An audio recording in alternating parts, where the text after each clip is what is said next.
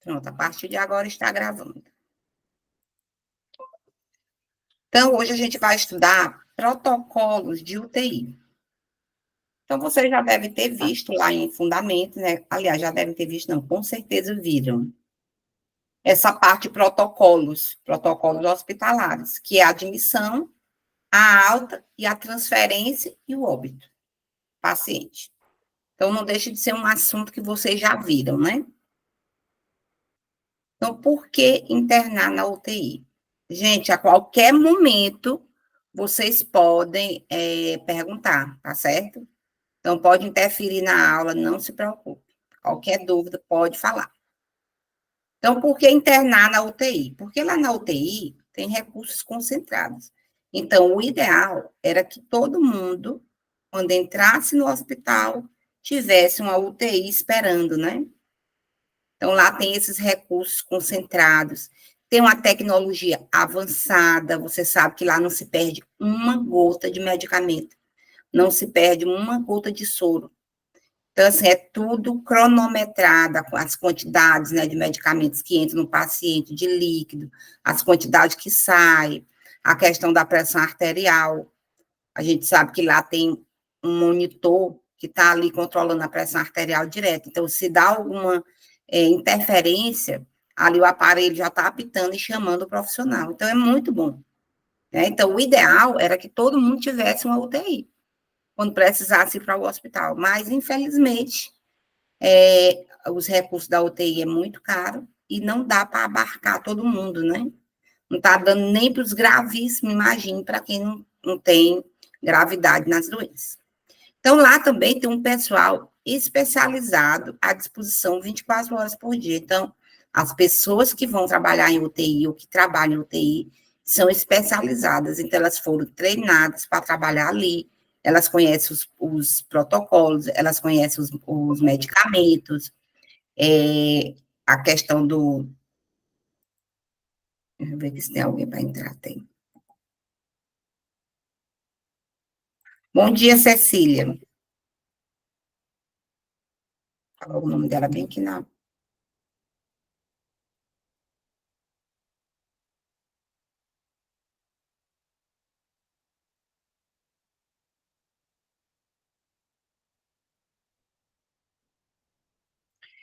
Então, tem o pessoal especializado, esse pessoal que fez especialização, uma pós-graduação em UTI, e assim, está disponibilizado 24 horas por dia, né, para tratar dos pacientes. Então, a definição. Então, a terapia intensiva tem como definição oferecer cuidados a pacientes em condições graves, potencialmente recuperáveis, que se beneficiem de observação detalhada e tratamento invasivo. Então, qualquer tratamento invasivo, lá tem uma equipe especializada em contornar a situação. Então, quem admitir na UTI? Bom, a Vanessa não, a professora Regina, ela já disse mais ou menos os critérios de quem deve ser admitido na UTI, né, na aula passada, na aula atrasada, antes da que eu dei. Então, assim, quem deve ser admitido na UTI? Me digam aí, se ainda lembram. Bora lá, Aline? Socorro, Remédios, Rita, Janara, Lucimara e Cecília. Quem deve ser admitido na UTI? Será que é qualquer pessoa hoje que vai para a UTI?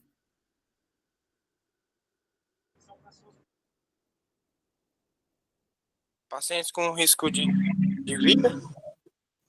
É os que têm mais risco de complicar, né? Nós temos aí uma situação, um grande queimado. Um grande queimado, ele é uma pessoa que está candidato a ir para a UTI. Por quê? Porque os cuidados com ele vai ser muito maior do que uma pessoa comum. Ele não pode ter infecção, né? Qualquer infecçãozinha pode cair na corrente sanguínea e ele desenvolver uma sepse. Uma pessoa que fez cirurgia bariátrica é uma pessoa com grande potencial de risco de ficar mais grave.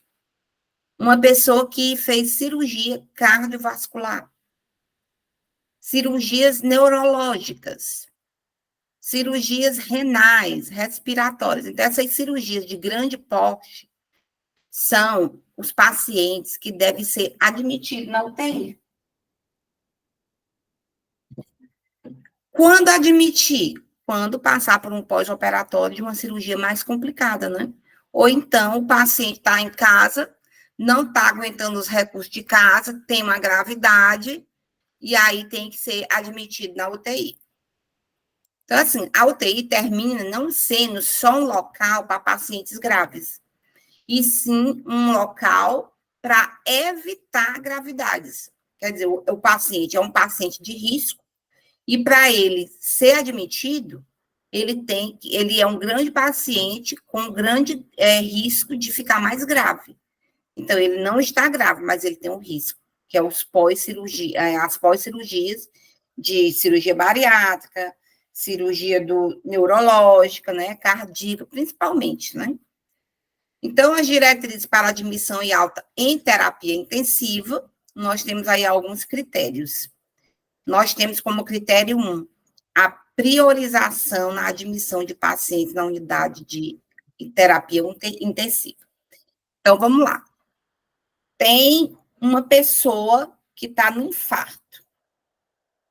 E outra pessoa, ele teve um trauma, mas esse trauma foi decorrente digamos que foi um adolescente inconsequente, que ele foi fazer um racha lá de moto, né? E aí você sabe que eles gostam de ficar em pé em cima da moto, fazendo malabarismo em cima da moto.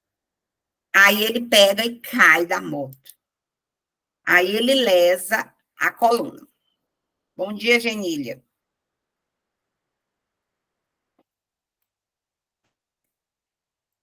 Aí digamos que ele lesa a coluna. Aí tá lá, o paciente que brincando caiu da moto e lesou a coluna. E o outro paciente estava em casa, era um idoso, e aí deu uma parada cardiovascular.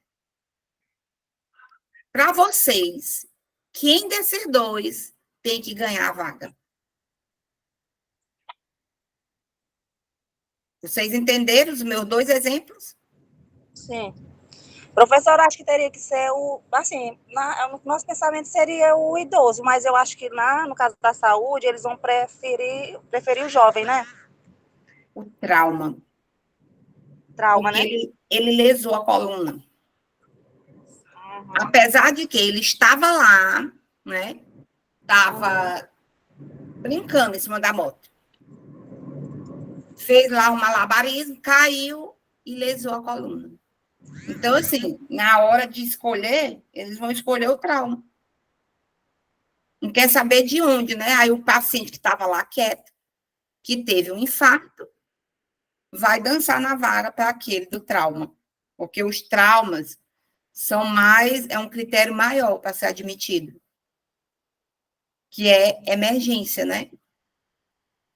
As condições específicas ou patologias determinadas apropriadas para admissão na UTI. Então, as patologias cardiovascular, trauma, neurológico, algumas doenças respiratórias, quer dizer que lesão neuromuscular. Então, são essas patologias que vão ter critérios para ser admitido. E aí nós temos alguns critérios para a alta da UTI. Prioridade.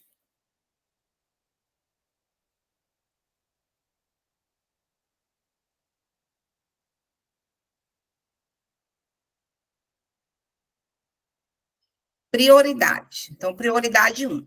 Pacientes criticamente enfermos, em coma ou não, e instáveis, que necessitam de cuidado de terapia intensiva e monitorização, que não pode ser provida fora do ambiente da UTI.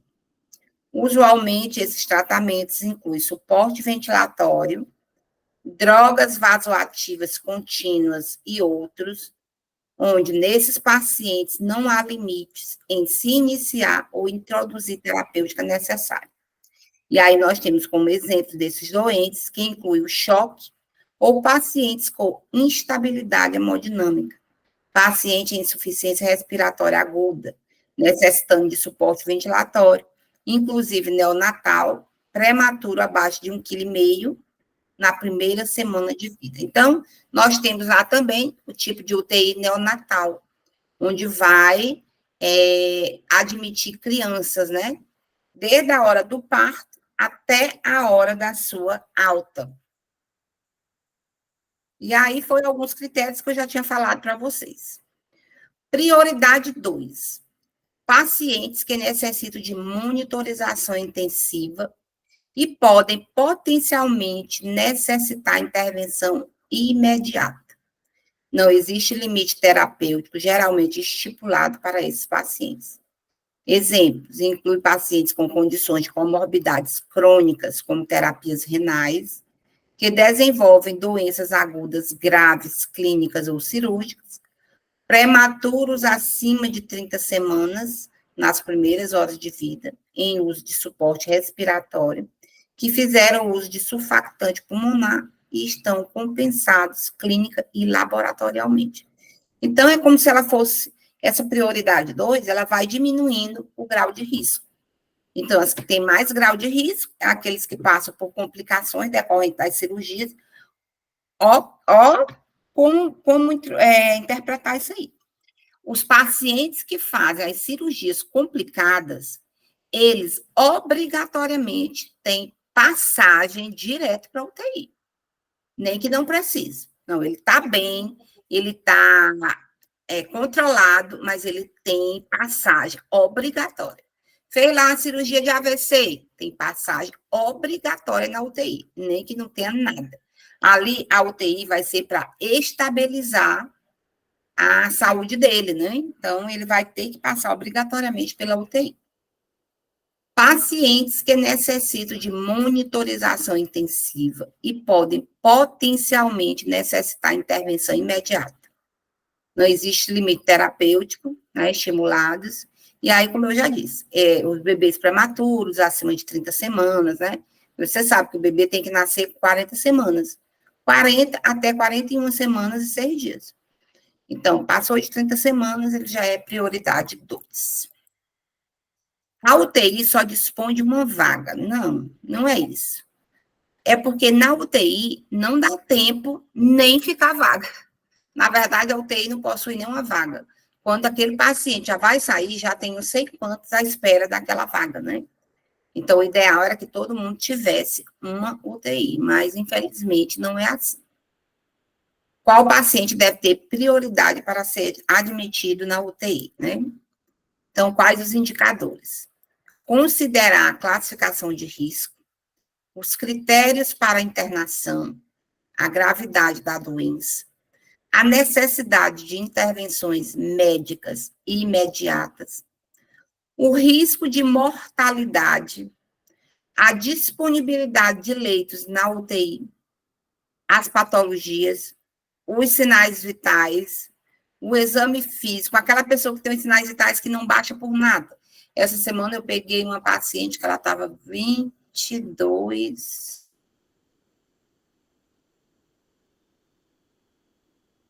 gestante. Então, um critério de risco, né, muito grande para ela. Porque a gestante, ela ainda tem a complicação da doença hipertensiva ou da eclâmpsia, né, que ela pode desenvolver, e ali chegar uma síndrome HELP e ela morrer, ou morrer a criança, ou morrer as duas.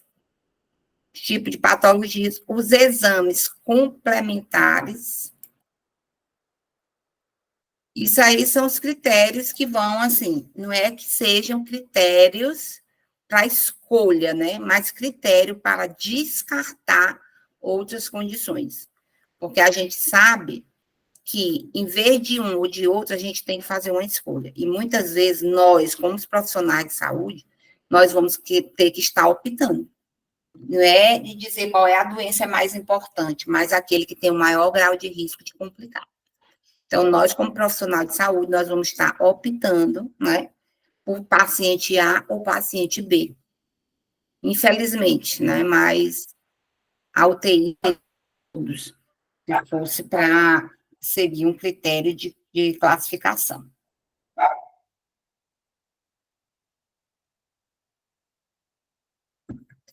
Condições específicas ou patológicas determinadas, apropriadas para admissão em UTI. Então, as condições listadas são eixos norteadores recomendados para admissão em UTI. Porém, não são condições exclusivas para internação. Os pacientes que apresentam instabilidade hemodinâmica e que requeiram cuidados intensivos devem ser avaliados, observando-se o estado geral, a condição atual, a patologia de base, a evolução clínica e as patologias associadas. O paciente deve ter possibilidade de recuperação. Então, é o que eu acabei de falar para vocês. Então, a gente, não é que a doença cardiovascular ou trauma tenha mais direito do que a cardiovascular, mas você vai também observar o paciente. Então, quem é que está requerendo mais urgência e emergência? Então, a gente também vai ter que optar por isso aí. As doenças cardiovasculares, o que é que vai gerar a prioridade na UTI? Nós temos aí o choque cardiogênico, né? Então, o paciente entrou em contato com alguma substância e ali ele também pode ter o choque cardiogênico. Arritmias complexas, requerendo monitorização química contínua e intervenção. Nós temos aí como monitorização contínua e intervenção essas arritmias, que o paciente está lá com mais de 300 de batimento cardíaco, então não aguenta, o coração não está preparado para isso.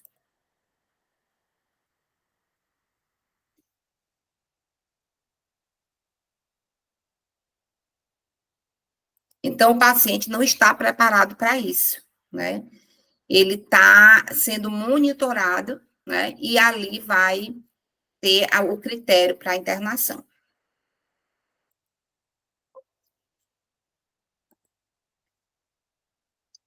Insuficiência cardíaca congestiva aguda com insuficiência respiratória ou requerendo suporte hemodinâmico.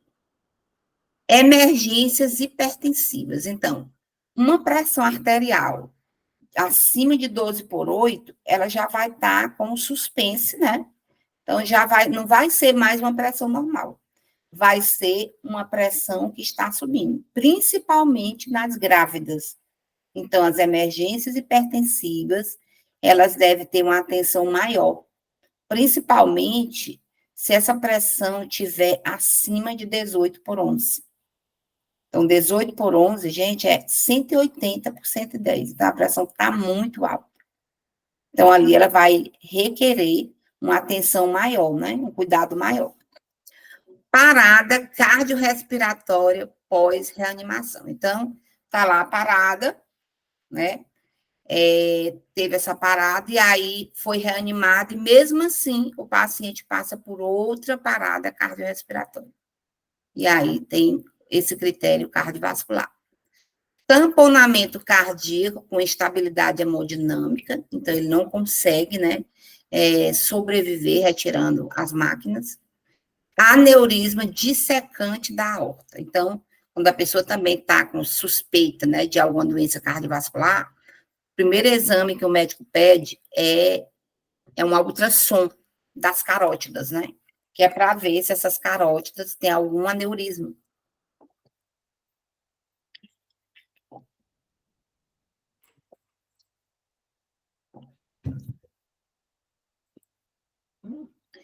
Em relação ao critério cardiovascular, tem alguma pergunta?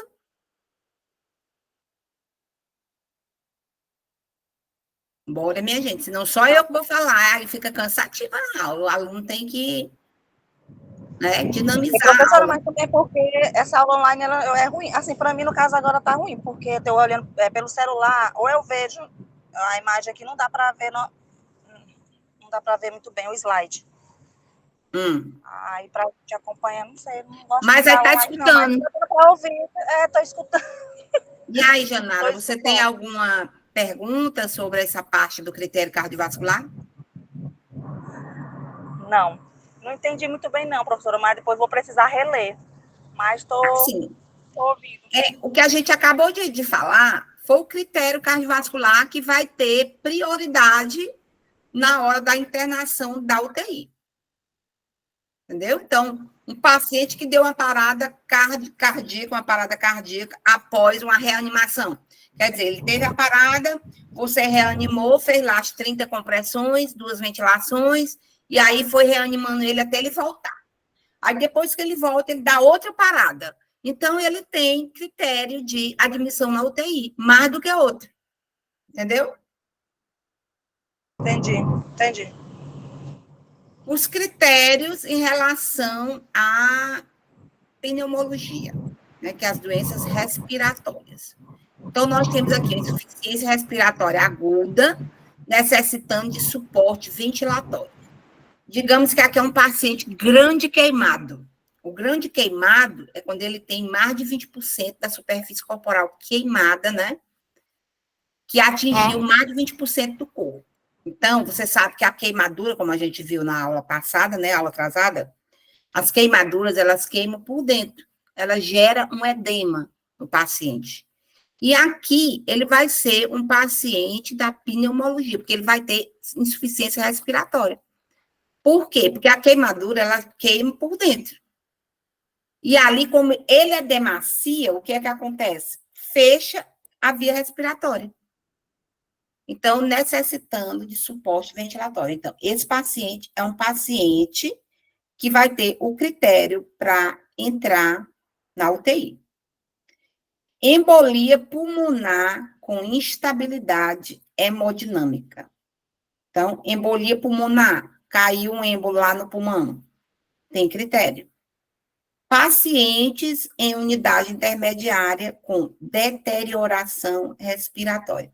Nós temos aí o enfisema pulmonar. Enfisema pulmonar, você sabe que ele é decorrente daquelas pessoas que fumam muito, fumaram a vida inteira. E aí, o que é que acontece? Vai destruindo os alvéolos. E aí, essa destruição dos alvéolos vai dificultando a respiração do paciente. Então, é um paciente com deterioração respiratória. Então, esse paciente também tem o critério de alta.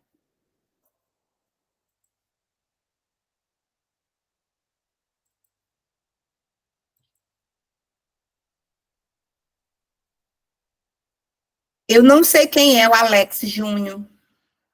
Eu vou botar aqui na frequência. Acabou de entrar.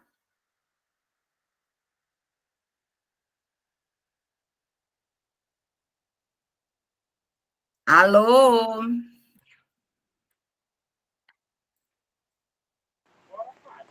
Às vezes bota outro nome, né? Fabielle também entrou na aula. Fabielle?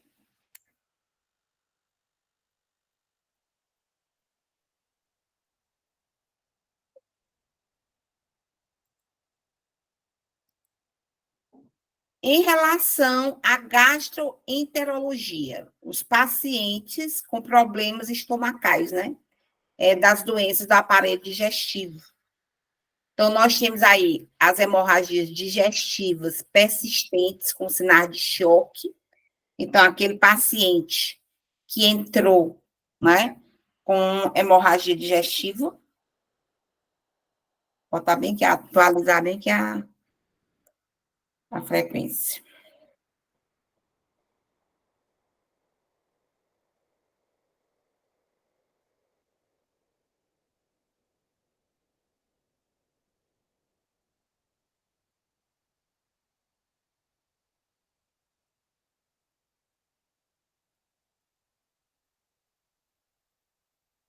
Cadê a turma C?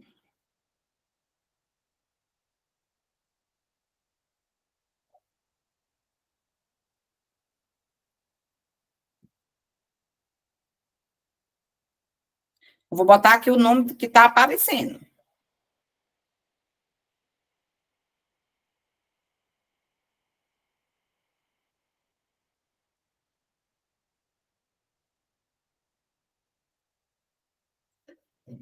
Então, quem tem hemorragia digestiva persistente com sinais de choque, você sabe que as hemorragias, qual é a primeira complicação? É o choque, né? Então, o choque, ele faz o paciente ter o choque hipovolêmico, quer dizer, aquele choque decorrente de perdas sanguíneas. Insuficiência hepática fulminante. Então, o fígado parou de funcionar. E aí você sabe que a principal função do fígado é ajudar a digerir, né, os alimentos. Então, quando ele para, não tem como a gente sobreviver sem fígado, né? Pancreatite grave. Então, quando o pâncreas, ele fica impossibilitado de também, porque a gente sabe que o pâncreas, ele produz o quê? A insulina. Se não tiver pâncreas, não tem como a pessoa também estar sobrevivendo. Tem gente entrando. Ana Oliveira.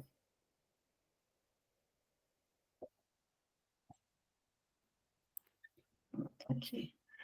Bom dia, Ana.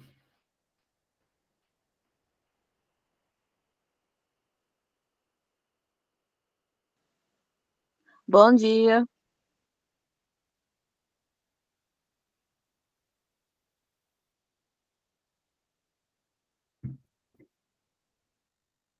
Então, sem pâncreas, não tem como a pessoa sobreviver também, porque o que é que o pâncreas faz? Ele libera a insulina, e a insulina, ela vai pegar essa glicose que está na corrente sanguínea e vai jogar dentro da célula. Então, sem pâncreas, é impossível também de sobreviver. Por quê? Porque a gente precisa do alimento dentro da célula. Se não tem, o que acontece? A gente entrando de novo, meu Deus. Tira toda a minha atenção.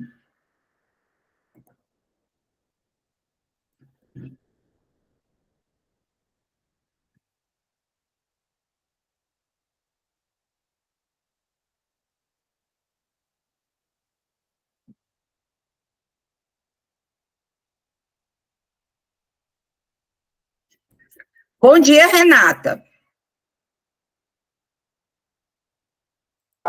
Bom dia!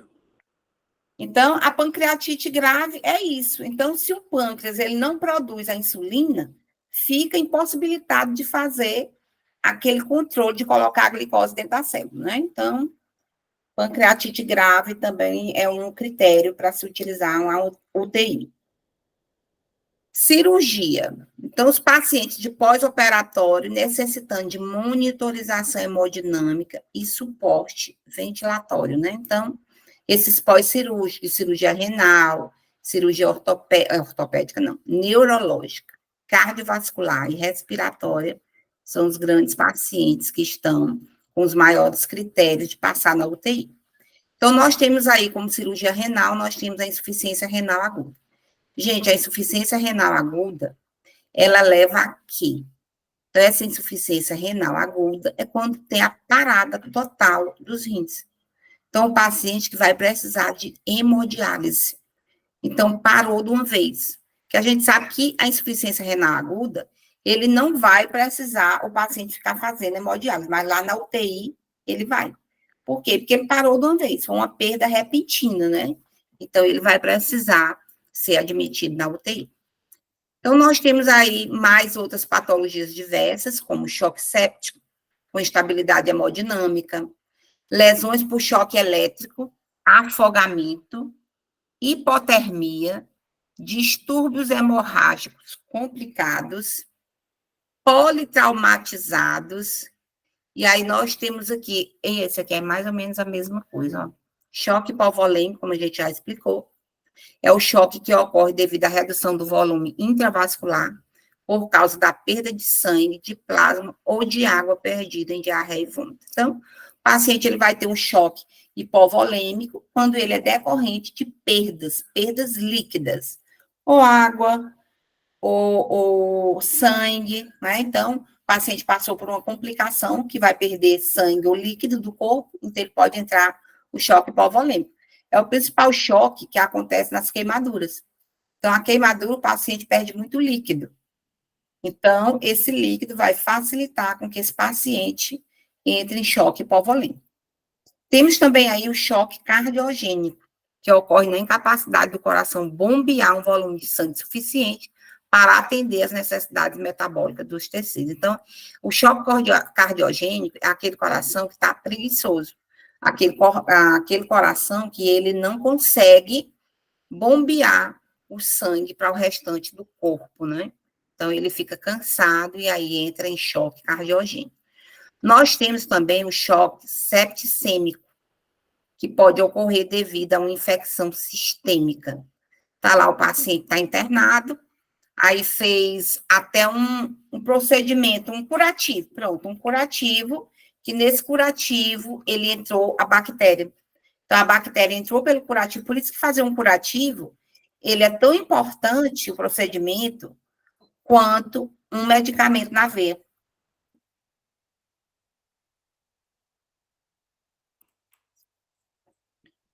Por quê? Porque a septicemia é justamente isso. Essa entrada da bactéria na corrente sanguínea, e aí vai gerar o choque septicêmico. Pode ocorrer devido à infecção sistêmica. Então, até uma infecção urinária, se essa bactéria cair na corrente sanguínea, ele pode ter esse choque septicêmico. Teve lá uma infecção de garganta, né? Com a bactéria, essa bactéria cair na corrente sanguínea, pode ter um choque septicêmico. Nós temos também o choque anafilático. Esse choque anafilático é decorrente de uma reação de hipersensibilidade sistêmica que ocorre quando o indivíduo é exposto a uma substância a qual é extremamente alérgico. Esse choque anafilático geralmente são aquelas pessoas que são bastante alérgicas.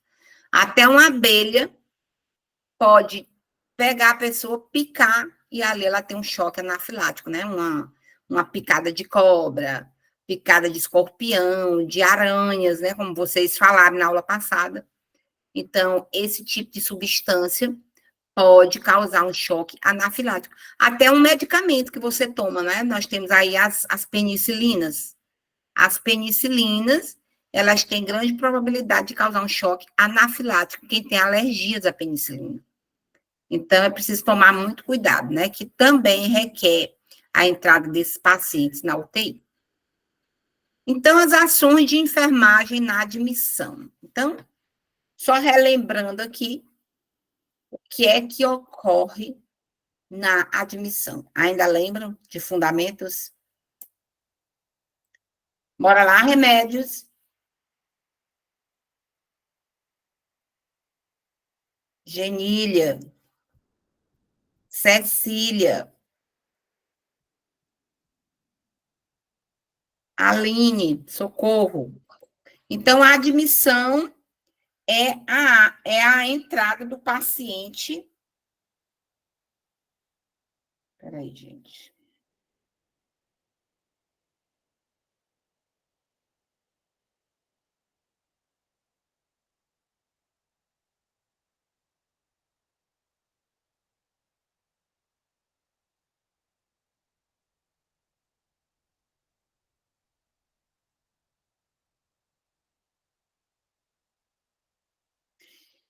Então, as ações de enfermagem na admissão, a admissão é a entrada do paciente na UTI. Então, a UTI, ela funciona como um hospital à parte, né? Um hospital mais especializado dentro de um hospital comum. Então, para se fazer essa admissão, o paciente, não é que nem seria admissão, a maioria das vezes mais é transferência, né? Então, assim, as ações de enfermagem na admissão consistem em confirmar o horário para a entrada desse paciente na UTI. Então, nós temos que providenciar o material necessário para o recebimento do paciente. Antes do paciente da entrada na UTI, deve-se montar o box. Então, o paciente, ele já vai ser feito como uma regulação, né? Ele vai chegar lá, a pessoa lá da outra área, se ele foi para um centro cirúrgico, aí já vai pedir a vaga dele na UTI. E lá na UTI, a pessoa já vai estar preparada para receber. O que é que ela vai saber? Não, tal hora, o paciente está saindo do centro cirúrgico, ele vai precisar desse leito de UTI. Aí ela vai montar o box. Checar todos os equipamentos. Observar a limpeza e funcionamento.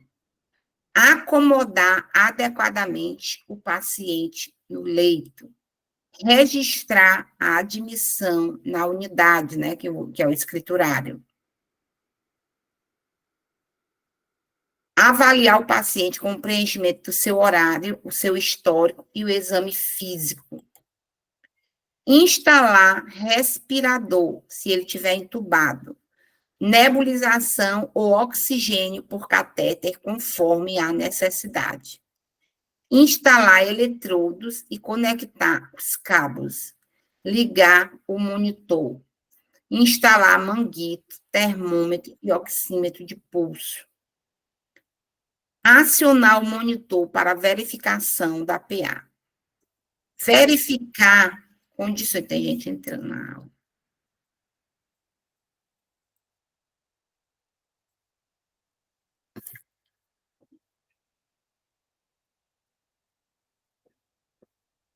Luana Mello.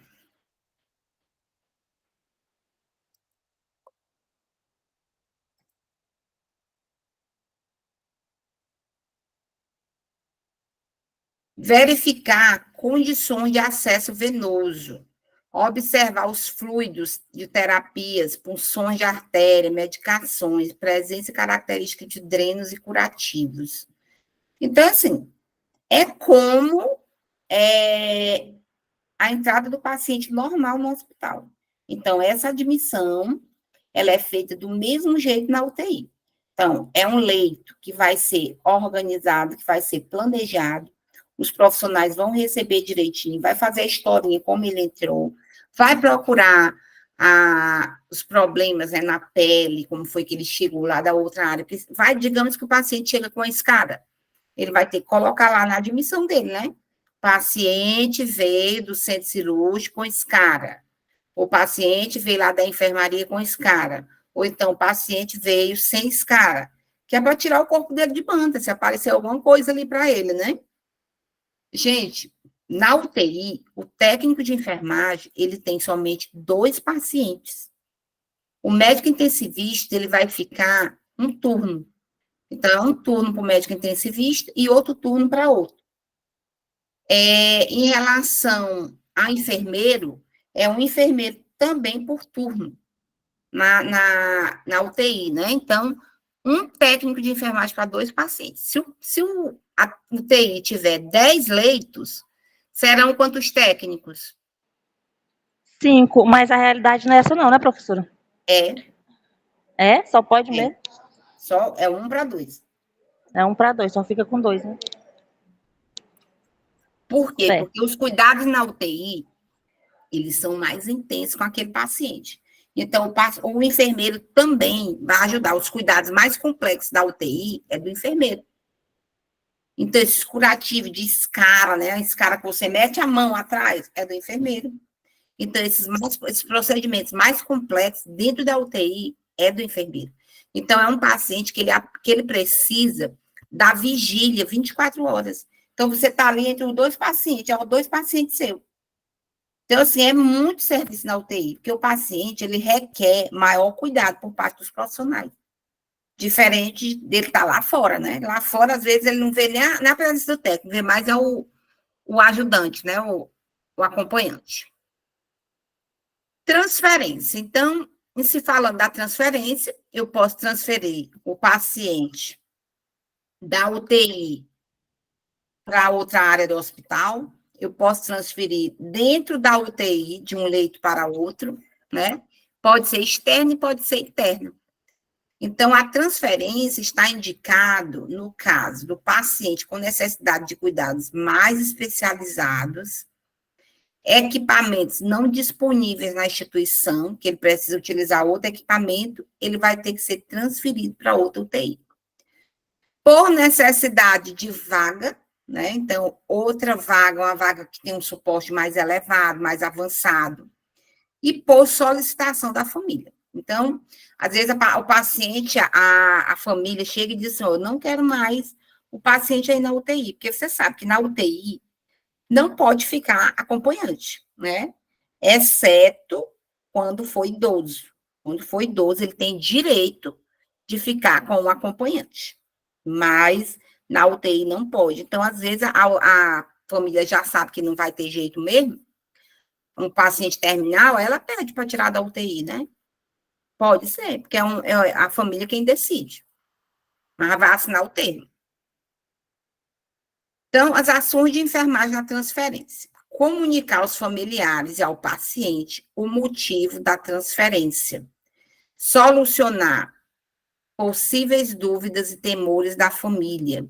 Comunicar ao escriturário a solicitação de transferência para que ele realize os trâmites necessários. Caso este não esteja no setor, a enfermagem realizará o processo. Separar os exames realizados no hospital para que estes permaneçam junto ao prontuário do paciente. Observar as condições de acesso venoso e curativo, que ele vai sair com acesso de lá de dentro da UTI, né? Então, a pessoa que vai trabalhar na UTI é uma pessoa que deve ser capacitada, tá, minha gente? Se vocês tiverem o interesse de trabalhar na UTI, façam a especialização para ver se vocês conseguem pegar mais familiaridade com a UTI, né? Com os cuidados na UTI. Então, para se fazer a transferência, tem que ser feito a solicitação do SAMU, caso seja necessário, porque o SAMU é que vai fazer o transporte do paciente. Acompanhar o paciente até o mesmo, né? Então, até o SAMU. Recolher a roupa do paciente no hamper. O hamper é aquele saco de pano, aquele suporte com o saco de pano. Informar o serviço de limpeza da alta do paciente para que seja limpo, né? Esse leito, para esperar logo o outro. Colocar o material depois de limpo nos locais de armazenamento correspondente. E aí, o último protocolo dentro da UTI, um dos últimos, né, que é a alta e o óbito. Então, a alta é justamente a saída do paciente da UTI. Então, o critério para alta consiste, o estado clínico do paciente admitido à UTI deve ser continuamente revisado a fim de identificar aqueles que não mais necessitam de cuidados intensivos. Então, ele tem esse critério de alta quando ele foi curado, ou então quando foi solicitado pela família, porque isso também acontece. A família diz assim, não vai ter mais jeito não, é só para prolongar, deixa que eu vou tirar ele, e aí eu levo para casa mesmo. Então, é um desejo da família, então, ela assina o termo, pois assine bem aqui. E depois ela vem atrás, né, de direitos, então, ele tem que assinar. Quando o estado fisiológico do paciente se estabilizou e a necessidade de monitorização e cuidado não é mais necessária. Então, quando ele já está estável, né, aí ele não precisa mais ficar monitorado, aí ele é dado a alta dele. Quando da retirada de órgãos em doador potencial. Então, transplante de órgãos também, ele também tem um critério de alta. Quando aquele paciente, que o paciente vai entrar, o paciente que vai doar e o paciente que vai receber. Então, quando ele já está estável, ele sai também. E quando houver óbito, que é um tipo de alta, né? Então, é o conjunto de cuidados prestados ao paciente após o seu falecimento. Vou botar bem para cá.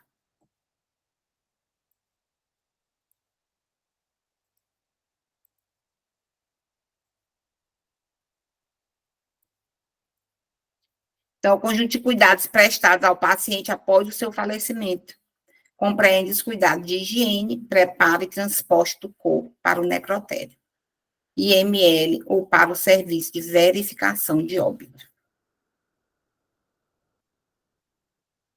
Então, o enfermeiro telefona para a família, solicitando a vinda no hospital, ou informando o óbito, explica, gente, porque na hora que a gente mexe aqui nesse...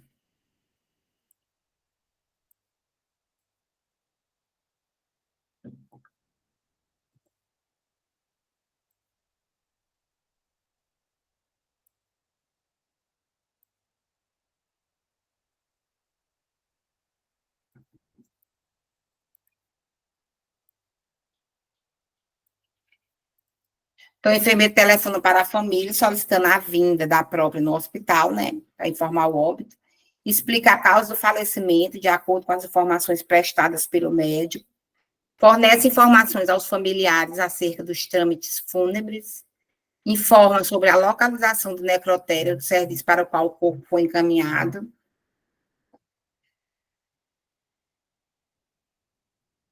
O escriturário providencia o formulário de óbito no registro geral e encaminha para o médico. Certifica-se de que o atestado de óbito está corretamente preenchido e assinado pelo médico. Então, esse óbito, ele deve ser informado para a família pelo pessoal da UTI, né? Então, deve ser chamado. Claro, ninguém vai dar a notícia, assim, tem que ver como é que tá as condições da pessoa que vai receber essa notícia, né?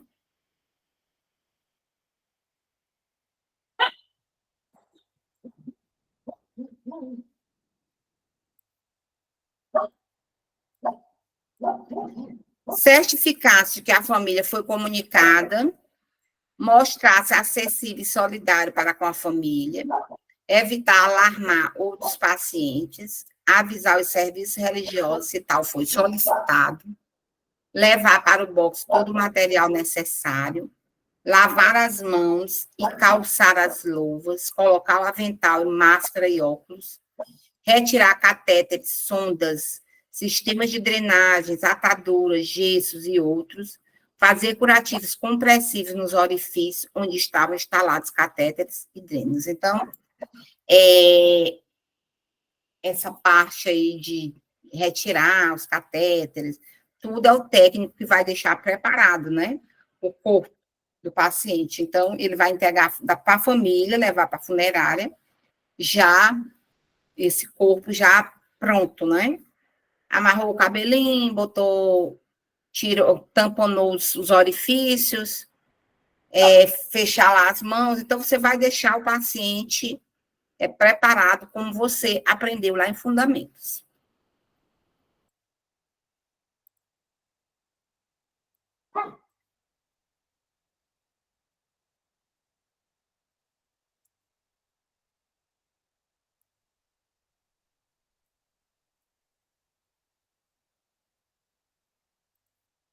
Retirar brincos ou qualquer joia após identificação, entrega-se aos familiares mais próximos.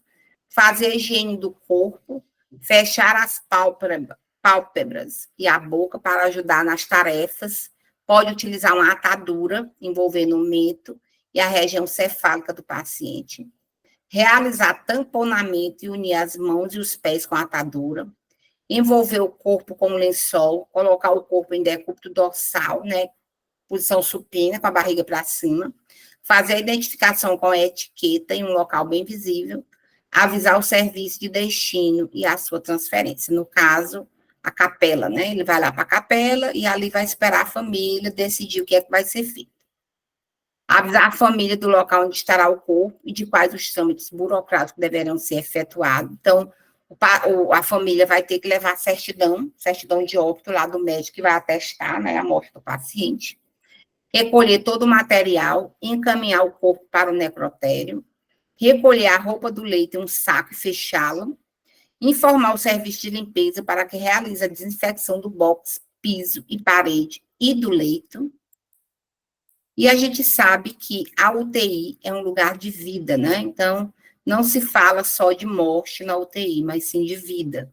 Que ali, quem vai para ali é porque quer mais um período para prolongar a sua vida. Aqui nós temos um vídeo, né, que você bota lá no YouTube. Deixa eu ver aqui se dá para baixar, porque aí a nossa aula, vocês sabem que é até 11 horas, né? Então, nós temos que guardar aqui lugar até 11 horas. Você vai mandar outro slide, para continuar a aula? Vou já começar outra aula. Eu vou passar aqui esse vídeo para vocês pelo YouTube. E vamos começar outra parte.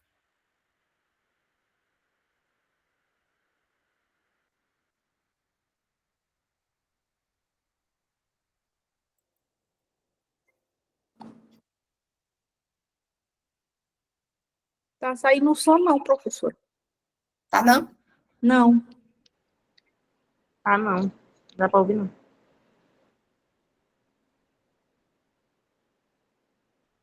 Deixa eu botar aqui na caixa de som. Vou dar uma parada bem aqui.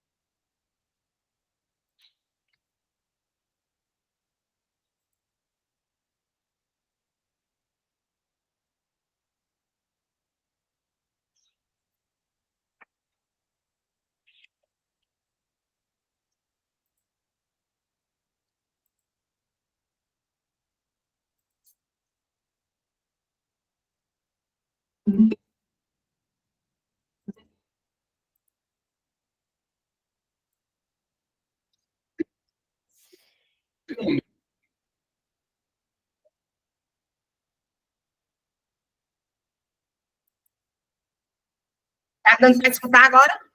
Não. Saiu não. Claro.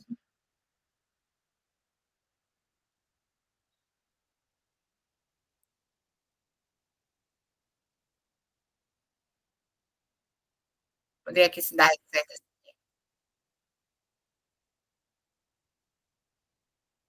Esse aqui. Também não. Fala que já vai ficar desse negócio mesmo.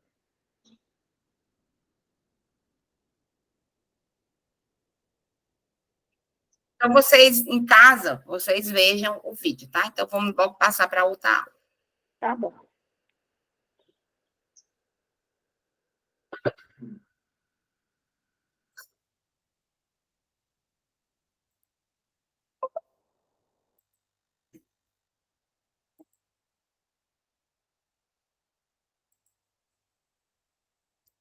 Eu já mandei essa aula, tá? Vamos fazer o seguinte. Vou ver se eu já tenho um exercício desse daí. Vamos deixar o exercício para de tarde mesmo. Vamos entrar agora em lavagem das mãos para a gente entrar em infecção hospitalar de UTI.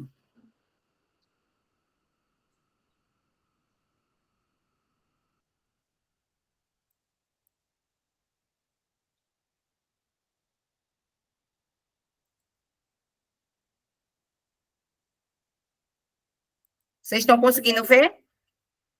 Sim. Pronto. Deixa eu mandar logo a aula aqui para vocês.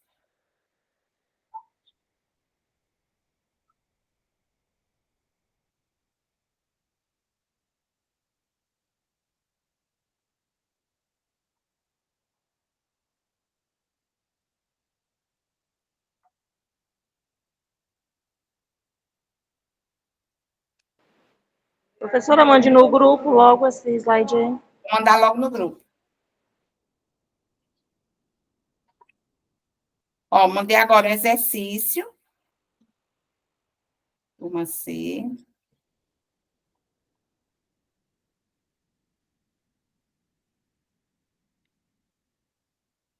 Higienização. O exercício vai ficar só para de tarde.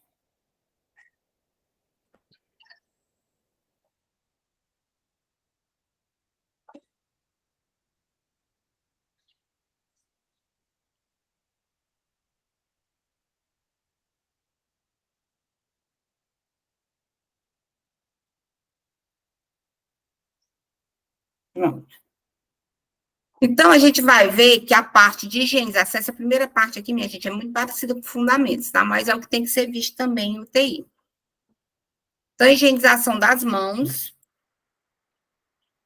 a gente sabe que é um procedimento simples, mas que é um procedimento que ele é muito importante. Por quê? Porque através da lavagem das mãos, a gente pode prevenir muita coisa no hospital. E assim, eu vi uma matéria que foi feita, uma pesquisa, num shopping. Então, assim, e essa pesquisa foi feita que depois da lavagem das mãos, na parte de dentro, da fechadura da porta do shopping, do banheiro, depois, quer dizer, a pessoa pega nessa fechadura depois que lava as mãos. E nesse dia, foi coletado mais ou menos 4,5 milhões de bactérias dessa fechadura. Quer dizer, onde as pessoas já tinham lavado as mãos. Então, significa dizer que as pessoas não sabem lavar as mãos, né? Porque se já entrou no banheiro, lavou a mão, saiu, foi para a praça de alimentação com a mão lavada desse jeito, então a pessoa terminou ingerindo bactérias, né? Então, imagine no hospital. Então, no hospital, os profissionais têm que fazer a lavagem das mãos, têm que se acostumar lavando as mãos. Não é fácil você ter esse hábito, né? Até porque chega a se tornar um toque. A pessoa que está lavando as mãos direto, chega a se tornar um toque para os outros, né? A pessoa diz, Ave Maria, a pessoa não descansa, não, é todo tempo lavando as mãos. Mas é o que tem que ser. Será que a gente faz isso mesmo? Faz não. No hospital também, os enfermeiros já estão acostumados a não estar, não. Ah, não. Você acha que você, que levou ali uma bandeja com 6 medicamentos para 6 pacientes, você teve o cuidado de um paciente para outro, você está lavando as mãos? E é chamado de infecção cruzada. Aquela infecção que sai de um paciente para outro paciente através das mãos do profissional. Então, ele foi lá, mediu os sinais vitais, aí tirou, né? Será que tem alguém entrando?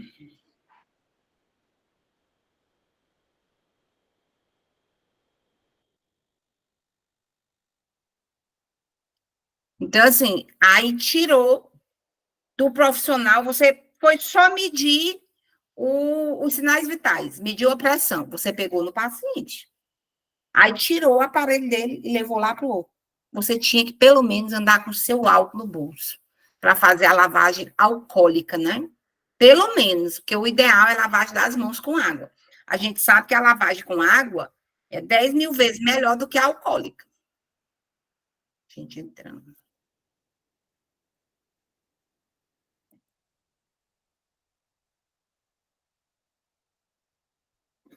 Bom dia, Miriam e Antônia Moreira.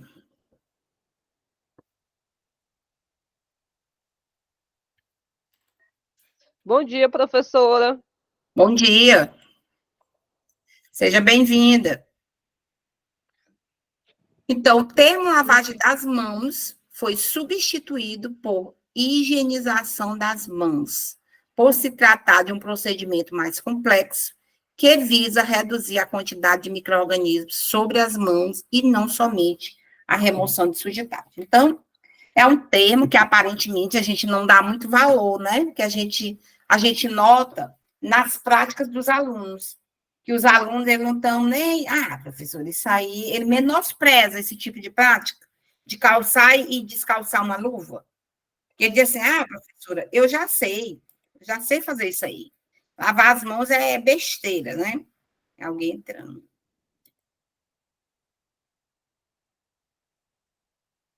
Então, o próprio aluno, ele diz, professor, isso aí é besteira, é fácil demais. Mas na hora que a gente bota o aluno lá para ir calçar uma luva, aí ele fica todo se tremendo, porque não sabe a técnica, né? Porque não sabe a técnica direito, e aí fica todo se tremendo, não sabe nem pegar a luva. Aí vai fazer feio lá no hospital, porque não sabe nem botar uma luva.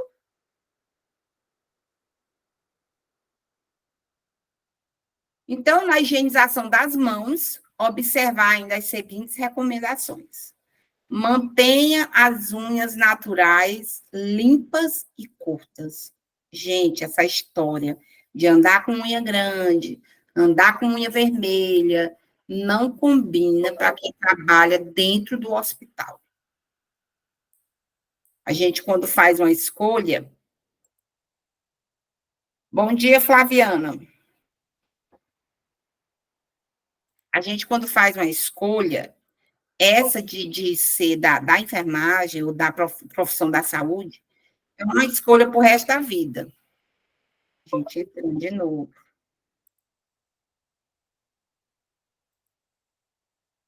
Bom dia, Maria Clara. Maria Clara Miranda, né? Porque eu mandei o link no outro grupo agora, professora. Tem gente que não tá Tá. no grupo. E eu não lembrei de mandar no outro grupo, ó. Só fui lá em turma aceita. Então, assim, mantenha as unhas naturais, limpas e curtas. Aí, no máximo, você vai colocar uma base.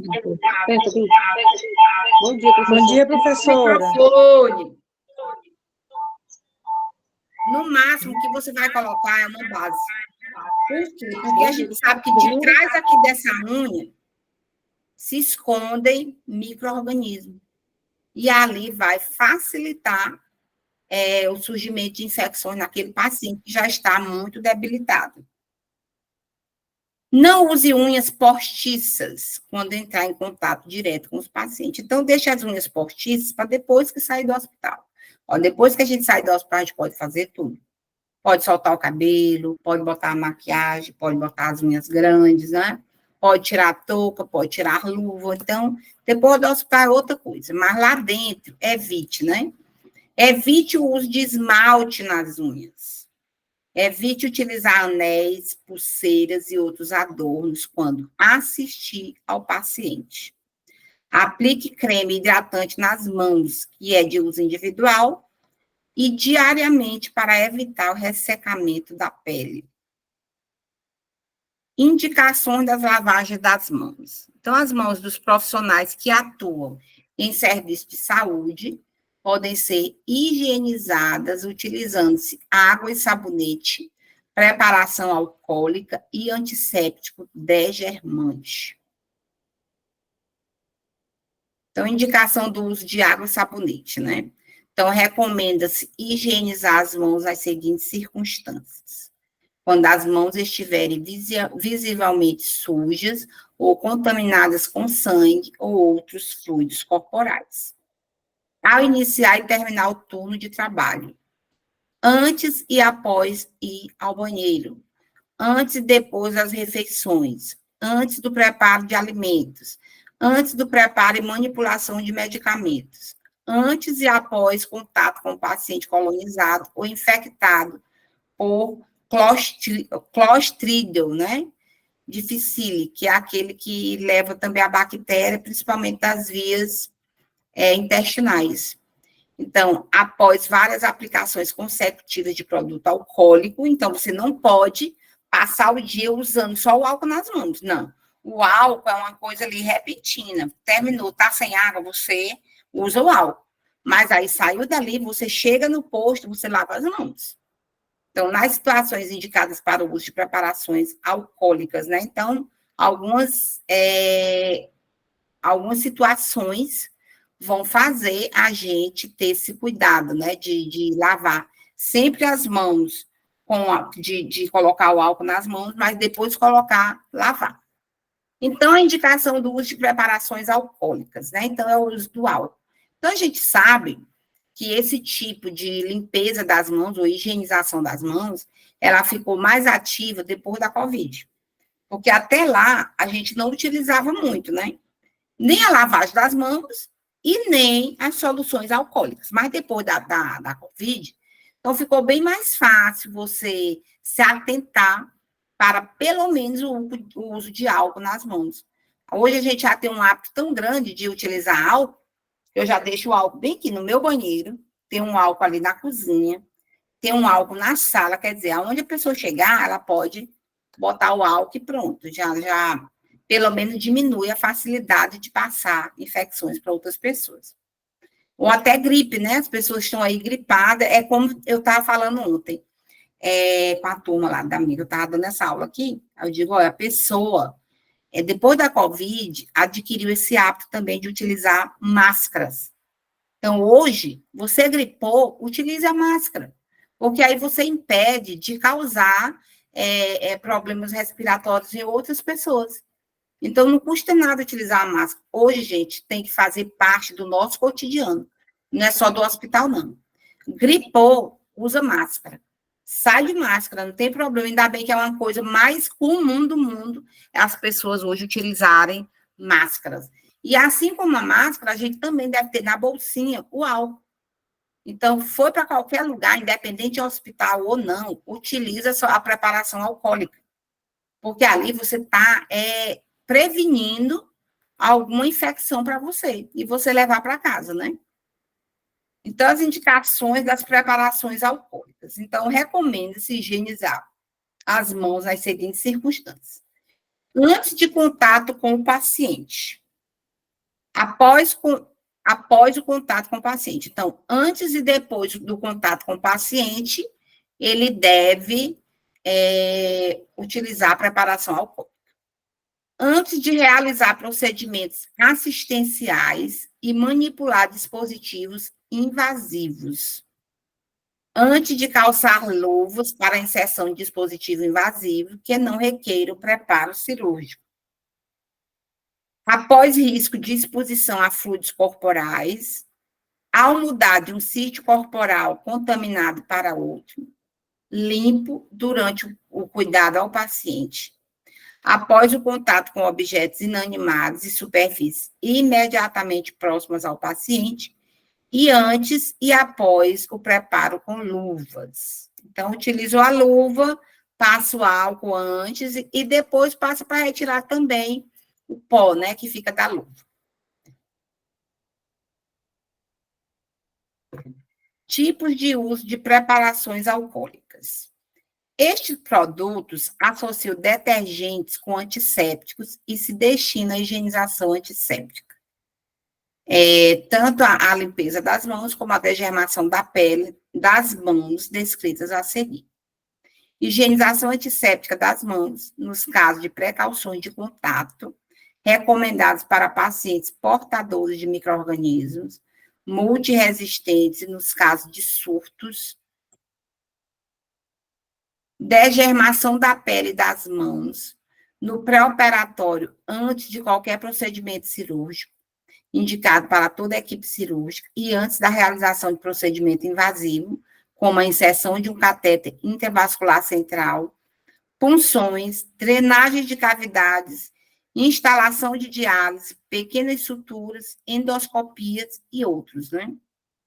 Então, as técnicas de higienização das mãos podem variar dependendo do objetivo ao qual se destinam.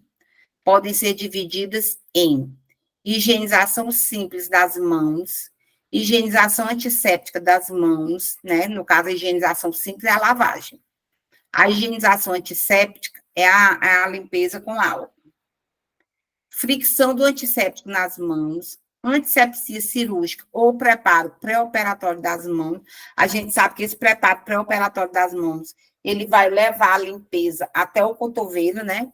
Que é diferente da limpeza simples. Então, a eficácia da higienização das mãos depende da duração e da técnica empregada. Antes de iniciar qualquer uma dessas técnicas, é necessário retirar joias, anéis, pulseiras, relógios, pois sob tais objetos podem acumular micro-organismos. E aí estão os passos para a higienização simples das mãos, né? Então, a gente sabe que são 11 passos, e todo profissional da saúde deve saber esses passos, né? Eu posso perguntar para vocês na prova, né? Fazer uma questão assim?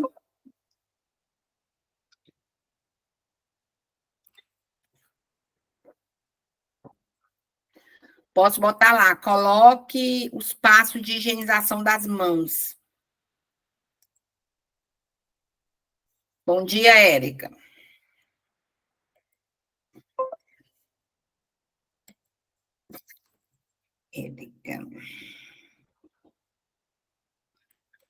Então, primeiro passo. Abra a torneira e molhe as mãos, evitando encostar-se na pia. 2. Aplique sabonete na palma das mãos. 3. Ensaboe as palmas das mãos, friccionando-as entre si. 4. Esfregue a palma da mão direita contra o dorso da mão esquerda e vice-versa, entrelaçando os dedos. 5. Entrelace os dedos e friccione os espaços interdigitais.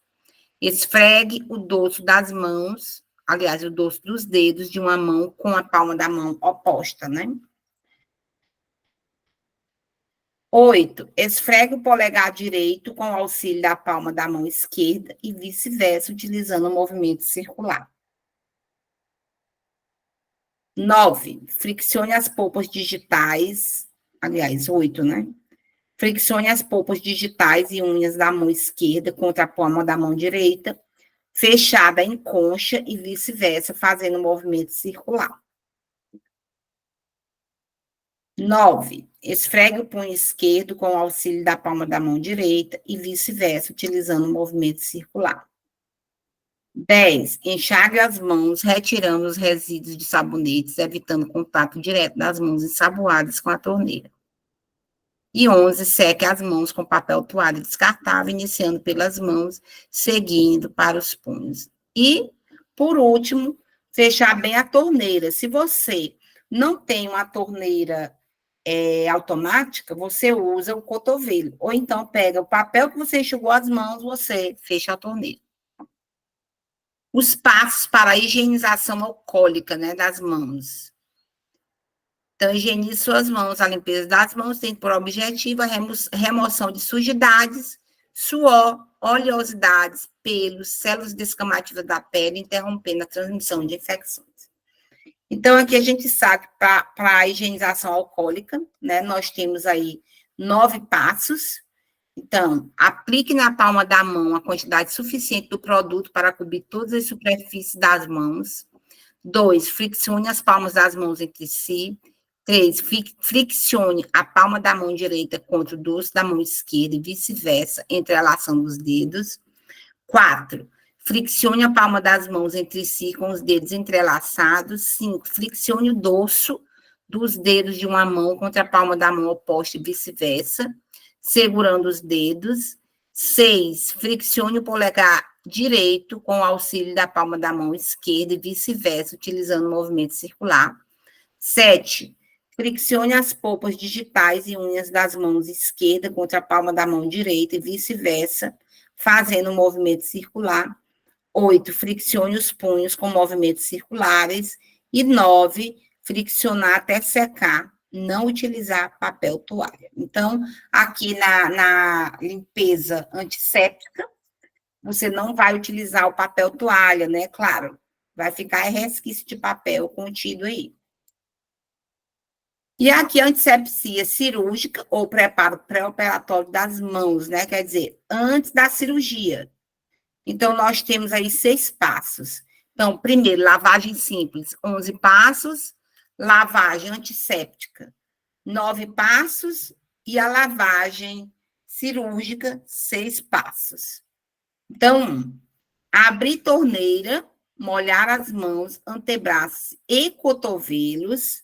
2, recolher as mãos em concha, o antisséptico espalhar nas mãos, antebraço e cotovelo. No caso de escova impregnada com antisséptico, pressione a parte da esponja contra a pele e espalhe por toda a parte. Então, aqui você ainda vai utilizar uma escova. Aquela escova mesmo de lavar roupa, né?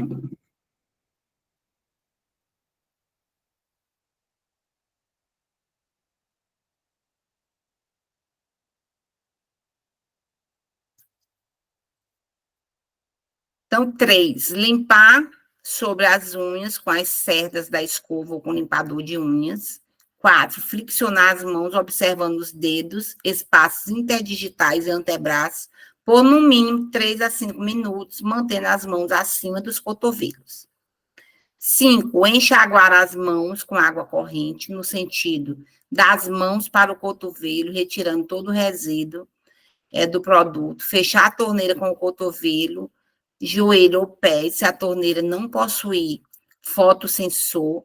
E 6, enxugar as mãos em toalhas ou compressas estéreis, com movimentos compressivos, iniciando pelas mãos e seguindo pelo antebraço e cotovelo, atentando para utilizar as diferentes dobras da toalha compressa nas regiões distintas. Então, você sabe que você vai lavar, né, das mãos para o cotovelo. Então, aqui também você vai utilizar.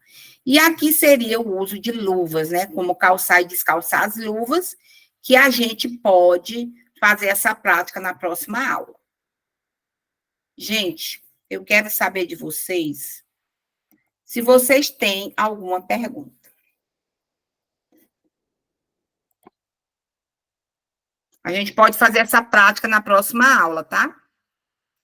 Vocês querem logo responder a atividade ou querem deixar para de tarde? Porque de tarde também tem que ter aula. À tarde, professora.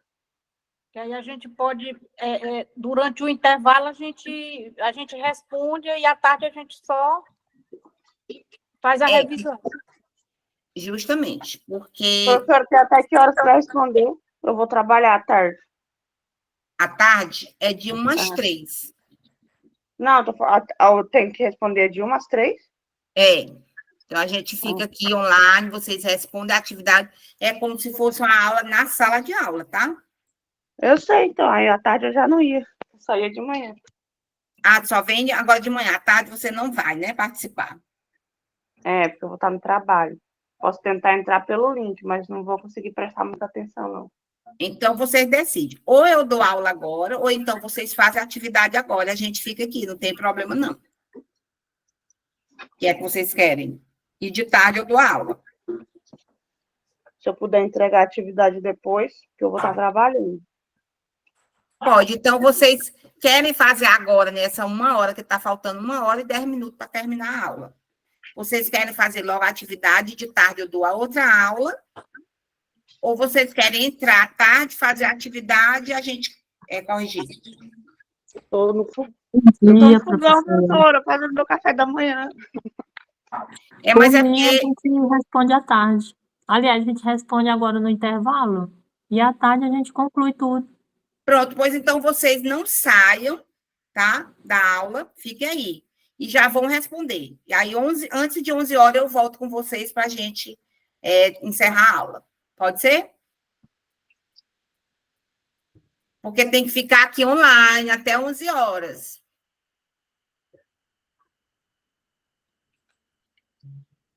Ou eu continuo a aula com outra aula. Mas para a gente responder a atividade, tem que ir lá no PDF. Aí como é que a gente vai fazer para sair da aula?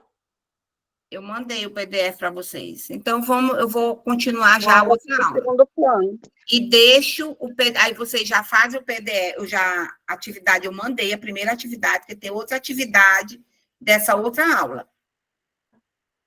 Entendeu?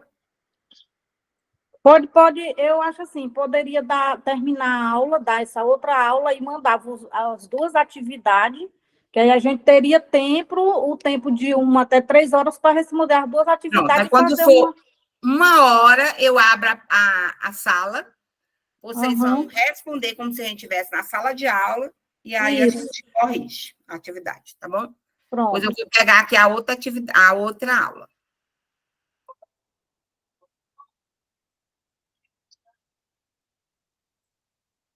Eu até comecei no sábado passado, mas aí as meninas foram apresentar, e aí terminou que eu só comecei essa aula aqui. Então, a infecção hospitalar em UTI.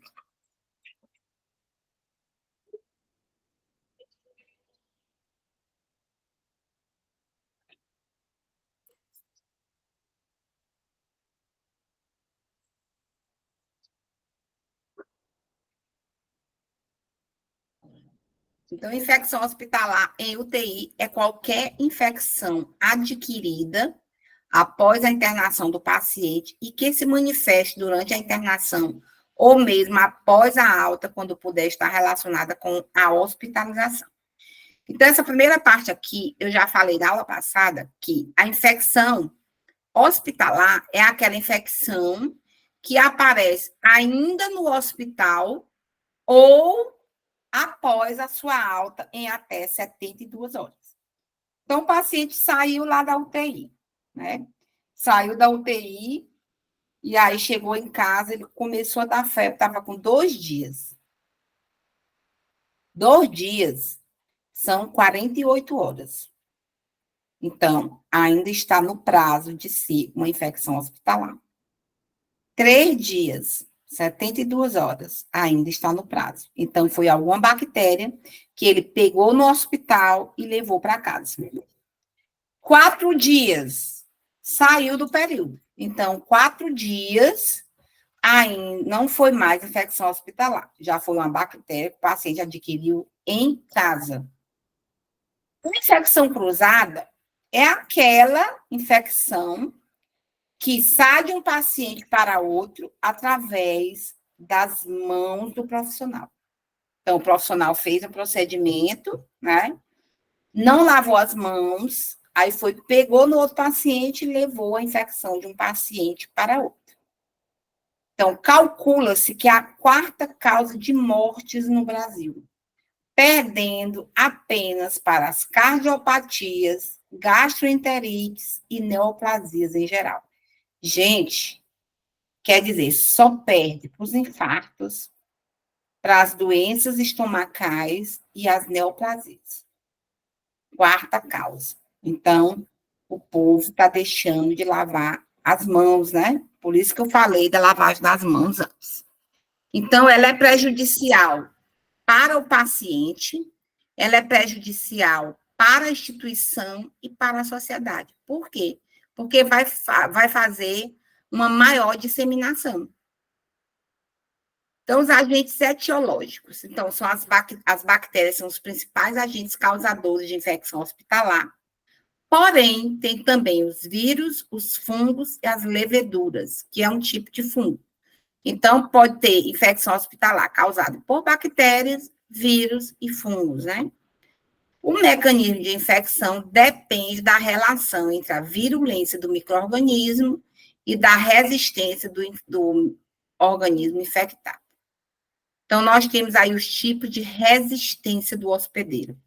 Aquela que vai levar o micro-organismo, né? Nós temos aí umas barreiras inespecíficas e as barreiras específicas ou a imunidade. Então, como tipo de resistência inespecífica, nós temos aí as barreiras que impedem a penetração do agente infeccioso por ação mecânica e efeito bactericida. Nós temos aí a pele, que a pele a gente já sabe que tem bactérias saudáveis. Nós temos a saliva, a lágrima, a secreção do tubo digestivo, a secreção vaginal, né, que carregam bactérias, mas carregam bactérias saudáveis. Um momentinho.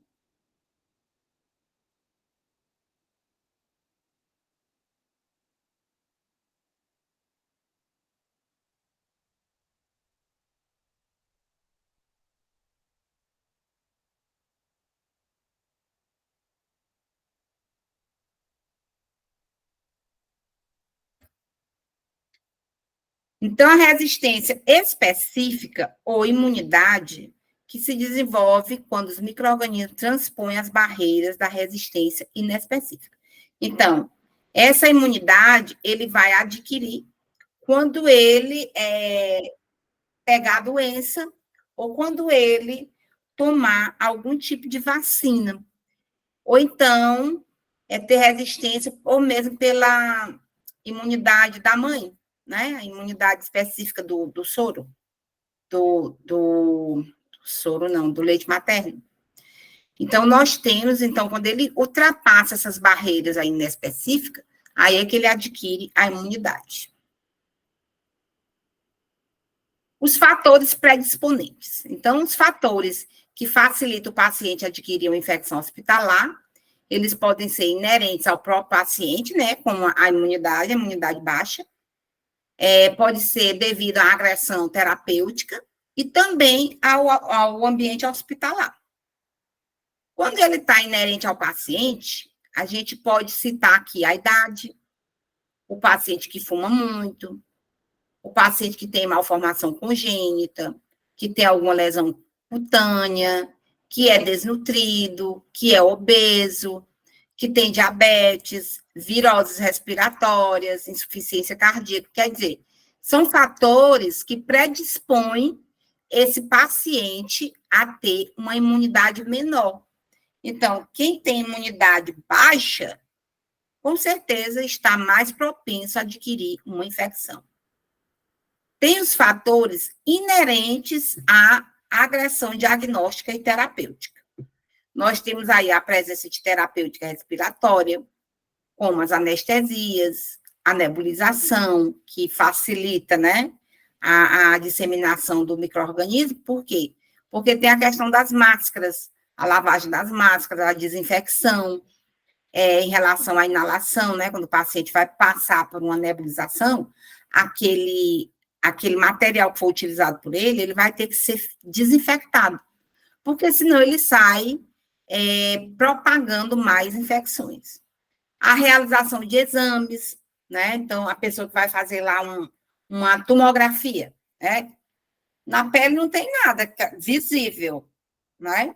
Então, o paciente que deitou lá naquela cama para entrar naquele tubo para fazer a tomografia, ali tem que ser limpo, porque aquela realização de exame ali facilita com que dissemine infecções. E também da administração de medicamentos. Nós temos aí os fatores inerentes ao hospital, como o ambiente poluído,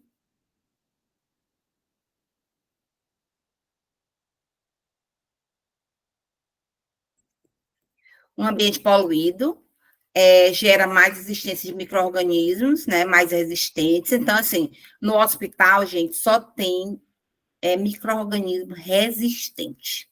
Por quê? Foi aqueles que foram tratados com antibiótico forte, né?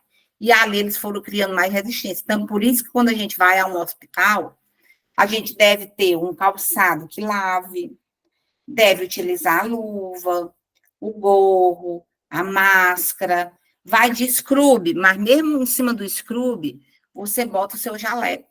Porque, pelo menos, quando você botar seu jaleco, que você sair de lá, você tira, você pode andar com scrub. Agora, a pessoa está lá o dia todo dentro do hospital. Eu não digo nem do posto de saúde, porque o posto de saúde dá mais a prevenção, né? Mas dentro do hospital, a pessoa fica passeando no hospital. Só de scrub, saiu dali, foi para outro lugar com scrub, só se ela tiver um jaleco por cima. A planta física inadequada é o que favorece o maior aumento de circulação de pessoas dentro do hospital. Então, os tipos de infecção hospitalares em clínica cirúrgica, nós temos aí que classificar essas feridas operatórias, né? Então, nós temos aí uma ferida operatória infectada, é qualquer ferida operatória que elimine secreção purulenta com ou sem cultura positiva. Quando é que você sabe que o paciente está com uma infecção? Quando você vê a cor da secreção, e essa cor da secreção está amarela. Então, quando você for no médico, aí o médico vai perguntar, tá com gripe, né? Qual é a cor da secreção? Não, é branco, clarinho, transparente. Não tem problema, ali é viral. Mas se for uma secreção, um catarro amarelo, ali já tem bactéria. Tem que tomar antibiótico. Então, toda ferida que eliminar secreção purulenta, com ou sem cultura positiva, já pode ser infecção em sítio cirúrgico, né? E aí nós temos os tipos de cirurgias contra a infecção. Nós temos aí as cirurgias limpas, as potencialmente contaminadas e infectadas. Então, o tipo de cirurgia limpa é aquela executada em ausência de processo infeccioso local, em condições ideais de sala de cirurgia, em tecido de fácil descontaminação. E aí nós temos como exemplo o ovário, cirurgia do útero, cirurgia renal, respiratória, quer dizer, que tem que ser feito em técnica asséptica, né? É fácil descontaminação. As cirurgias potencialmente contaminadas, elas ocorrem em ausência de supuração local, em tecidos de difícil descontaminação, como o estômago, duodeno, a vesícula biliar. Por quê? Porque a gente sabe que essa parte do aparelho digestivo não é uma parte tão limpa. Até falei na aula passada sobre isso aqui. Você come uma coisa, você pode comer uma coisa que vem uma bactéria. Essa bactéria desce direto para o seu estômago. Então, é uma cirurgia potencialmente contaminada. E se cair no intestino, então, no intestino é que tem coisa suja, né? Porque tem as fezes, que é o resto justamente da digestão que não presta. É o que não foi aproveitado. Nós temos aí as cirurgias contaminadas, que decorre da ausência de supuração local, em feridas traumáticas recentes, em tecidos ricos em flora bacteriana residente e de difícil descontaminação. Nós temos aí a boca, o trato respiratório, nós temos o colo, o reto, o ânus, a vulva e a vagina. E as cirurgias infectadas, que são realizadas em qualquer tecido com presença de supuração local, como feridas traumáticas sujas e úlceras perfuradas. Então, nós temos aí a úlcera de estômago, né? Nós temos aí uma apendicite supurada, uma ferida traumática suja, uma hemorroidectomia, né? Que já é infectada, porque a hemorroida está lá no canal do ânus.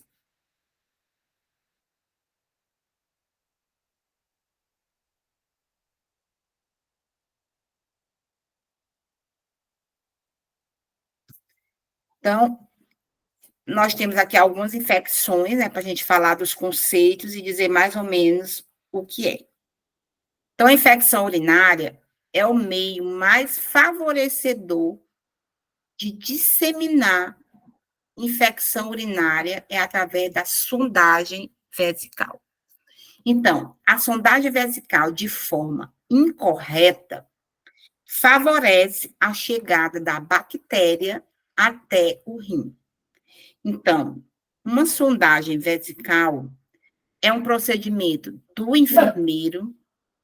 Esse procedimento deve ser utilizado uma técnica correta, técnica asséptica, ou seja, com luva estéril. Por quê?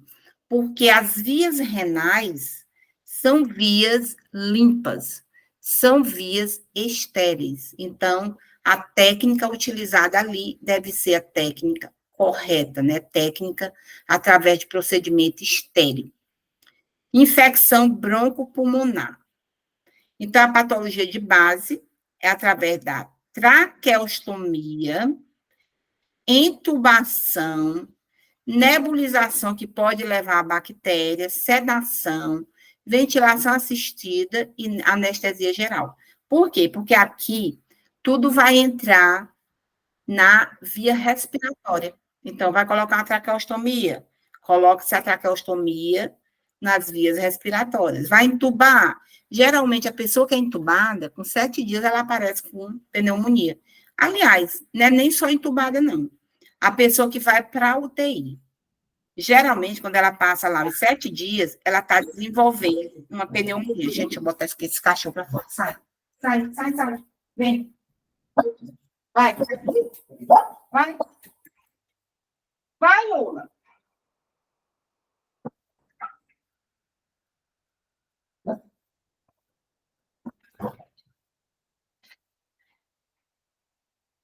A bacteremia, veiculação de germes no sangue, corrente sanguínea. Nós temos aí as infecções gastrointestinais, como patologias de base, diminuição do peristaltismo, proliferação de micro-organismos devido à diminuição de acidez gástrica, antibiótico terapia, presença de colostomia, ileotomia, lavagens intestinais.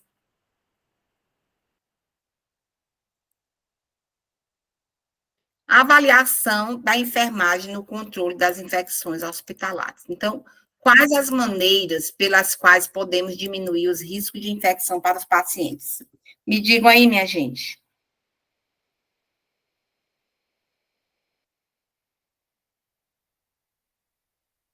Quais são os meios que a gente pode diminuir as maneiras pelas quais podemos diminuir os riscos de infecção para os pacientes? Lucimara, Genília, Miriam, Francisca Santos, Rita de Cássia. Quais são as maneiras que eu posso diminuir as infecções no paciente?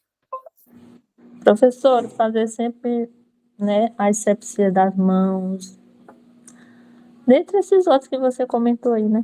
A maneira principal, né, é fazer a antisepsia das mãos. Gente, o simples ato de lavar as mãos diminui muita infecção. E assim, essas infecções hospitalares, os profissionais não deixam de ter culpa. Porque se os profissionais fizessem a limpeza direitinho, diminuía muito. E a gente tem que fazer essa reflexão, se a gente realmente está contribuindo para diminuir essas infecções hospitalares. Por quê? Porque se você não lava direito as mãos, você vai disseminar essas infecções. E aí, não tem como, né? A gente barrar esse processo. Então, as maneiras que a gente pode diminuir os riscos de infecção é justamente isso. É facilitar a limpeza das mãos, né? Que é para dificultar o surgimento de infecção hospitalar.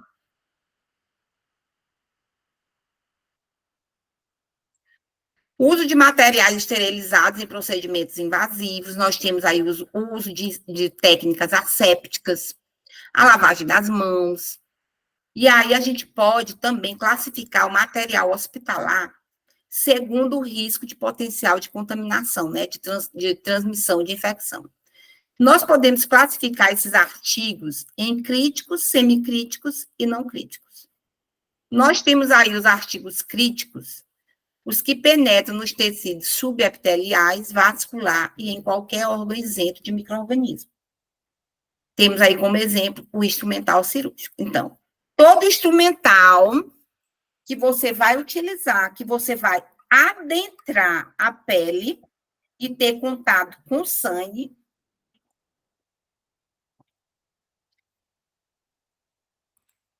é um material crítico. Já o semicrítico, ele entra em contato com a mucosa íntegra. Como exemplo, nós temos aí as sondas vesicais, que a gente sabe que tem que ter uma técnica séptica, mas que ele não deixa de ser crítico também, né? Semicrítico. E nós temos aí os catéteres traqueais. Eles vão adentrar, eles podem causar infecção, mas eles não têm uma lesão de continuidade, né, com a mucosa do tecido, né? Então, ele não tem aquela perfuração, né, para ter contato com o sangue. E nós temos também os não críticos, que entram em contato com a pele íntegra, e os que não entram em contato direto com o paciente. Aí nós temos como exemplo as roupas, os artigos de higiene, né? Então, roupa também tem que ser lavada, bem lavada, passada, pelo menos com ferro bem quente, né? Se não for na autoclave, mas a gente passa com ferro quente. E aí nós temos os procedimentos de enfermagem, né? Na esterilização de artigos críticos e semicríticos, manter o instrumental limpo e higienizado. No centro cirúrgico, restringir o número de pessoas nas dependências, utilizar roupas propés, gorro e máscara exclusivo do centro cirúrgico. Na UTI, do mesmo jeito. Então, para você entrar na UTI, seria bom a gente fazer até uma visita técnica, né? Na UTI, antes de vocês irem para o estágio. Mas não tem como entrar, porque eles não liberam. E na UTI, só libera 1 a 2 pessoas por visita. Então, é muito mais difícil conseguir, né? Então, os procedimentos para evitar a contaminação da ferida cirúrgica consiste na descontaminação pré-operatória, banho corporal, de preferência de chuveiro com solução degermante, tricotomia, no máximo 2 horas antes da cirurgia. Então, você fez a cirurgia, vai fazer a cirurgia, então essa tricotomia, que é a retirada dos pelos, deve acontecer 2 horas antes. Por que que não pode ser antes, bem mais antes? Porque o pelo, ele vai sair. Aí, quando ele sai, ele vai encravar. Tem uns pelos que encravam, que coça, né? Então, ele vai favorecer a infecção da cirurgia. E por isso, se faz depois, antes, 2 horas antes da cirurgia, porque vai fazer o corte e vai fechar. E aí, se ele... Oh, meu Deus, cachorro de...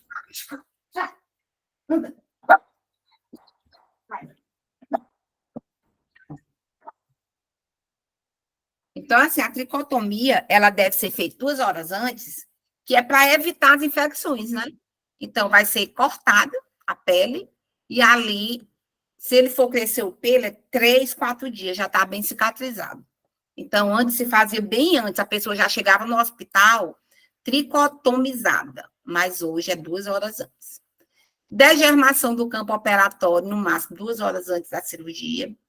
Antisepsia da área do campo operatório com solução de álcool iodada 2% ou outro antisséptico. No curativo, fazer a realização da técnica adequada, né? Então, a gente pode fazer também, pegar um pacote curativo, fazer uma prática de calçar luva, de abrir um pacote curativo. Então, assim, tem muita coisa que a gente pode ainda aproveitar e utilizar ainda em fundamentos, né?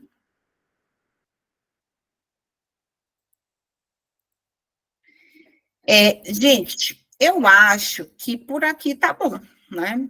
Já foi 3 aulinhas básicas, e aí a gente voltar 1 hora para fazer as atividades. Eu já mandei uma atividade, eu vou mandar outra, e a gente responde as 2 nesse intervalo agora, e aí volta para corrigir, tá certo? A aula vai ficar gravada, estou gravando a aula, eu vou postar para vocês no grupo, tá bom? E Tá bom. querem perguntar alguma coisa? Como é o nome da aula, professora? Eu vou botar já já a aula. De UTI? Essa aqui. É a Ó, primeira, né? eu já falei de protocolos de UTI, já falei de lavagem das mãos e agora de infecção hospitalar em UTI. Agora eu mandei o Tá bom. exercício e vou mandar já já os outros. Tá bom. Tá bom? Pois Tá bom. obrigada e até 1 hora novamente, tá? A senhora manda o link novamente, né? 1 hora? Mando novamente. 1 hora e ponto. Tá bom, professor. Tchau. Tá, tchau. Professora, bote no outro grupo o link, tá? Tá, vou já mandar.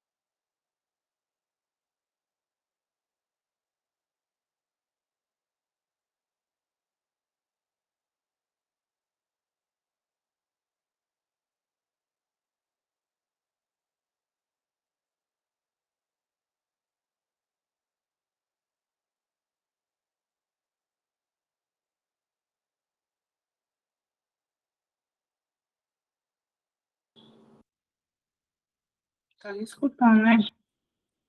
Botei o microfone para ver, vixe, meu celular deu pau aqui. Tem alguém aí ainda, minha gente?